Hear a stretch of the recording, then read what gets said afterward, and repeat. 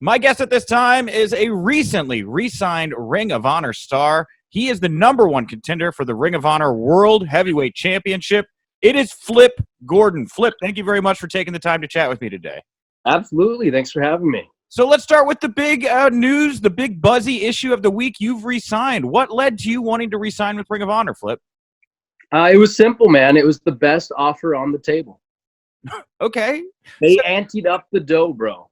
Well, that's what it sounds like, man. You said you got a $1 million, multi-year $1 million deal. Did I get that right?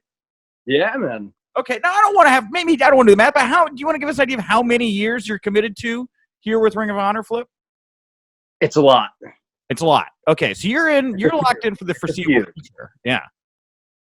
Hey, man, when somebody wants to make you a millionaire, you dedicate time to them. Yes, that's true. And now you talk about how it was the best offer on the table. Talk to me now. This is a very interesting time for pro wrestling, right? With everything kind of being in a weird state. What's it like trying to negotiate a contract right now when, there is no wrestling going on for Ring of Honor? It honestly, it didn't put me in too tough of a spot because I genuinely, if you asked me 3 months ago, I wanted to stay with Ring of Honor before I even saw all the offers. Mm-hmm. But it just solidified my option. And as soon as I saw their offer, it was easy. It was like, oh, okay. Other than money, what do you think that Ring of Honor offers you right now that made it a place you wanted to stay? They offer me a lot. I'm able to work with New Japan Pro Wrestling. I'm able to work with the NWA. I'm able to work with CMLL. I'm able to grow. I've only been doing this 5 years, so they give me a chance to still climb those ranks. I have a lot of goals that I set in Ring of Honor that I haven't accomplished yet.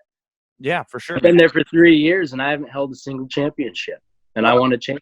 And I feel like, I don't want to say I feel bad for you, Flip, but you're one of these guys where it's been you've gotten momentum and then it's been taken away via injury, via pandemic. Does that resonate with you when I say that these past 3 years have been a little stop-start for you when it comes to finding your groove? Yeah, I mean, after All In and after that year, that was probably the biggest year I had in my career. And then coming off with the Elite leaving with Ring of Honor, first weekend of last year, I blew out my knee. Yeah. And then so I missed 4 months, came back for about a month and a half, 2 months, and then blew out my elbow. Mm-hmm. And so I missed a little bit more time. And so now it's a little frustrating because I'm, sitting at home again, just waiting to wrestle. Right. But it's not just me; it's everybody, and it's a very serious situation going on hand in the world. But it's kind of like a reset in wrestling because obviously there's two companies that have to put product out there weekly because they're on television. Sure. But the other companies, they kind of sit back and brainstorm. What do we want to do for the future? What does Ring of Honor want to do? Yeah. You know what I mean? What's going to set us apart from everyone else? Because let's be honest, the wrestling market is very oversaturated right now. Yeah, well, and I heard that there was a meeting back in Baltimore earlier this year, I believe, where Ring of Honor allowed you guys to speak and have your voices heard. Do you recall? Did you recall anything about this meeting? Have you? I actually wasn't there. I was in Montana visiting family at the time, so I was unable to make that meeting. Okay. But we have weekly meetings with talent and office every single week now via Zoom. Believe it or not. Awesome. Familiar with that. But you guys, you had so much momentum there, Flip. You had just done Free Enterprise in February. You won the 20-person Battle Royal, became the #1 contender for the Ring of Honor Championship. How has that affected you going from 100 to 0 so quickly there like that? Well, if anything, it gives me the advantage because I dealt with this last year. It just wasn't COVID. It was injuries. Yeah. And so now everybody else is at home on our roster. So we're starting at 0. So I'm staying hungry. I'm still working out. I'm doing anything I can to get the edge on. Because as soon as we come back, guess what? I'm still the #1 contender. So I got to be ready for that. Because if I'm not, the only person I can blame is myself. Well, a couple of things. You say you guys are all home. You're connecting on Zooms. You're having these discussions. When you do forward thinking here, what are some of the things that you're brainstorming right now? What are you getting creative and thinking during this period? Obviously, social media is huge. So I actually personally, I've started using Twitter again, trying to maximize Instagram. But Ring of Honor itself, they've started huge on YouTube. They started TikTok. I guess that's a new thing the kids are doing these days. Yeah, that's where you do that. There's just, social media is, it's such a huge tool in this business. and it's giving us a chance to maximize that tool at this moment because there's nothing else we can really do. Yeah. And with that, with the title, you were going to get that match there with Roosh at Supercard of Honor, if I'm not mistaken, correct? Correct. Yeah. Yeah. What I would imagine that was going to be a big deal for you. Did you have any special plans for that bout? Like any kind of special entrance or anything in mind for that? I don't want to give too much away, but I was planning on having my girlfriend and my dog in attendance. Oh, okay. So the dog. So not part of an entrance, not Cody style, but okay, they would have been there. I love my dog. All right, so. All right. I didn't want to draw comparisons, but obviously that's where my brain went as soon as you said. I was bringing Monty originally because Marty lives in Florida, right. And his dog Winston and Monty are friends, so they were going to have a dog play date afterwards. Mm-hmm. So he wasn't just coming to come to the show, but why not, right? Yeah, for sure, man. Well, you guys, you like you say, you didn't get to do Supercard. You guys have gone dark right now, but have you had any talks about potentially doing more shows? Like, do you have any idea if like there is a timeline to bring? Absolutely. We're just waiting to see like precautions. What obviously it's different state to state right now. Yeah. But Marty is very, very good at thinking on the fly. And he's got something very special planned that I think a lot of people are going to love. All right. Now, I don't want to give too much because it's not my baby to kind of, give away. Well, so okay. Well, I'll say this, Flip. Marty popped up in the latest episode of Being the Elite. I'm sure you're aware of this, right? Yes. Okay. Now, another thing that Marty had been known to be wanting to do here before everything kind of went crazy was it did look like, you mentioned in your contract you get to work with all these other promotions, right? That sounded like a Marty initiative. Could you see like a Villain Enterprises Elite interaction? Is that something that entices you or you think could be on the horizon? I think that's something that everybody kind of thinks would be something very special. Yeah. Self included. But I haven't heard anything. Obviously there's teases out there, whatever that means. Don't believe everything you see. But never say never, right? That's the famous quote. Anything can happen in wrestling. So, yeah. And have you been keeping in touch with PCO and watching all of his crazy shenanigans that he's been putting out on Twitter still regularly? He's a maniac.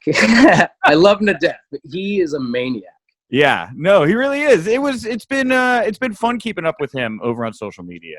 Well, one thing else I wanted to bring up from Supercard of Honor weekend was you were supposed to come to the Bullet Club Beach Party and take on Tama Tonga in a Flip Cup tournament. Now, you mean I was supposed to beat him?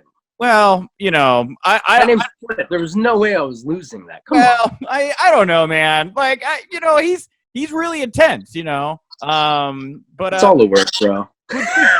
Would you say that there's unfinished business there?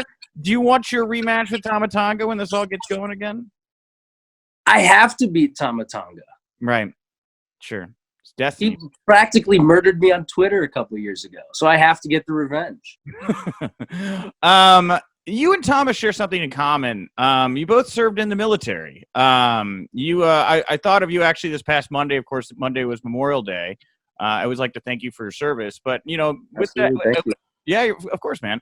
With it having been just this past Monday, do you want to talk a little bit about your service to the country and what you did for us, Flip? I'd be interested to hear a little bit more about what you did. Absolutely. So I enlisted back in 2012, and I was in Idaho at the time. I had just finished about 2 years of college. I didn't do too good in college, but I was an awesome mascot in college. But that wasn't going the way I wanted it to. So my best friend was like, yo, dude, let's enlist in the Army. And I was like, yeah, no way.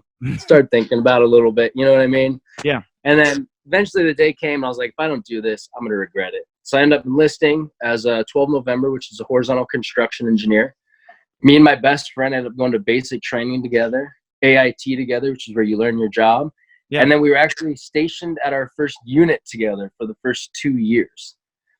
And so that was something really cool that we got to do together, because most of the time when you go into the Army or into a military branch, you go alone. You don't know anybody. Yeah. And so it's really cool to go with like a really good friend that we were best friends since freshman year of high school. Yeah, man. And so I did that for about 2 years, and I loved it. Absolutely love operating heavy equipment. And I used to do it back on the farm in high school, so I had already been familiar with it. So I was really good at it, and I had an edge on everybody, so it was awesome. Yeah. Then once I left Idaho to move to Boston to train to be a pro wrestler, I had the opportunity to reclass, which means you can change your job in the military. Okay. And so I decided to change to a 12 Bravo, which is a combat engineer. And so that's where people specialize in C4, TNT, and other explosives like det cord. Like I got to blow holes in walls using det cord. I got to make my own door just by blowing a hole in a wall. It was a lot of fun. It was really cool. That's where we learned a lot of hand-to-hand combat. Combat engineers are normally like infantry. They're kicking doors in, they're breaching houses. So I got to learn how to breach houses and do all that. And it's an adrenaline rush, and it was a lot of fun. And it takes a lot of discipline, which helped carry over to wrestling. Yeah, man. And so from there, I mean, what was the rest of your service like? How did you finish? So I finished for another 4 years in Boston, and I got out almost 2 years ago now. I know. Yeah, 2 years. Actually, it was 2 years ago now. It was 2018 in May 1st.